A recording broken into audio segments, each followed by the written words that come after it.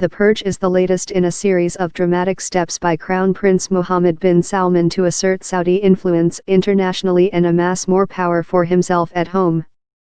The campaign lengthens an already daunting list of challenges undertaken by the 32-year-old since his father, King Salman, ascended the throne in 2015, including going to war in Yemen, cranking up Riyadh's confrontation with arch-foe Iran and reforming the economy to lessen its reliance on oil.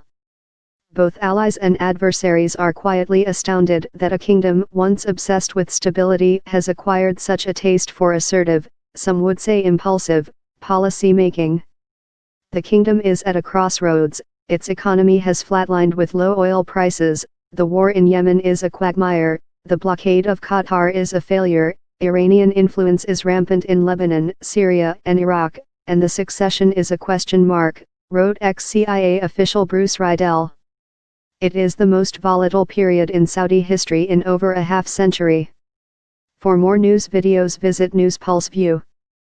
But abroad, critics perceive the purge as further evidence of intolerance from a power-hungry leader keen to stop influential opponents blocking his economic reforms or reversing the expansion of his political clout.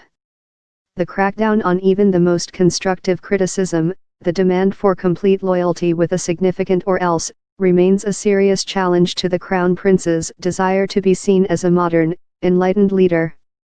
The buck stops at the leader's door. He is not above the standard he is now setting for the rest of his family, and for the country, he wrote in the Washington Post. Accounts frozen. The Saudi stock index initially fell 1.5% in early trade but closed effectively flat, which asset managers attributed to buying by government-linked funds.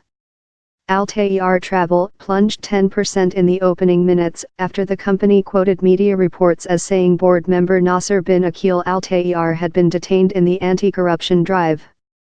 Saudi assert Trading, Tourism and Manufacturing, and Red Sea International separately reported normal operations after the reported detentions of board members Abdullah Salih Kamil, Khalid Al-Mulheim, and Amr Al-Dabak. Dozens of people have been detained in the crackdown, which have alarmed much of the traditional business establishment. Billionaire Prince Al-Walid bin Talal, Saudi Arabia's best-known international investor, is also being held. The Attorney General said on Monday detainees had been questioned and a great deal of evidence had been gathered. Yesterday does not represent the start, but the completion of Phase 1 of our anti-corruption push, Saud Al-Mojeb said.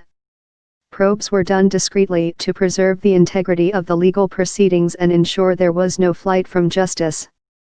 Investigators had been collecting evidence for 3 years and would continue to identify culprits, issue arrest warrants and travel restrictions, and bring offenders to justice, Anti-Graft Committee member Khalid bin Abdul Mohsen Al-Mahsen said. The News Titans, another headline from Saudi-owned Al Hayat, warned, after the launch of the anti-corruption drive, the News Titans, whomever you are. A no-fly list has been drawn up and security forces in some Saudi airports were barring owners of private jets from taking off without a permit, Pan-Arab daily Al-Sharq Al-Azait said. Among those detained are 11 princes, 4 ministers and tens of former ministers, according to Saudi officials. The new anti-corruption committee has the power to seize assets at home and abroad before the results of its investigations are known. Investors worry the crackdown could ultimately result in forced sales of equities, but the extent of the authorities' intentions was not immediately clear. Among those detained is Prince Mohammed bin Abdullah, who was replaced as Minister of the National Guard, a pivotal power base rooted in the kingdom's tribes. That recalled a palace coup in June which ousted his elder cousin, Mohammed bin Naif, as heir to the throne. The moves consolidate Prince Mohammed's control of the internal security and military institutions, which had long been headed by separate powerful branches of the ruling family. Consultancy Eurasia Group said the clearly politicized anti-corruption campaign was a step toward separating the Al Saud family from the state. Royal family members have lost their immunity, a long-standing golden guarantee. Yet many analysts were puzzled by the targeting of technocrats like ousted Economy Minister Adel Faki and prominent businessmen on whom the kingdom is counting to boost the private sector and wean the economy off oil. It seems to run so counter to the long-term goal of foreign investment and more domestic investment and a strengthened private sector, said Greg Gause, a Gulf expert at Texas A&M University. If your goal really is anti-corruption, then you bring some cases. You don't just arrest a bunch of really high-ranking people and emphasize that the rule of law is not really what guides your actions.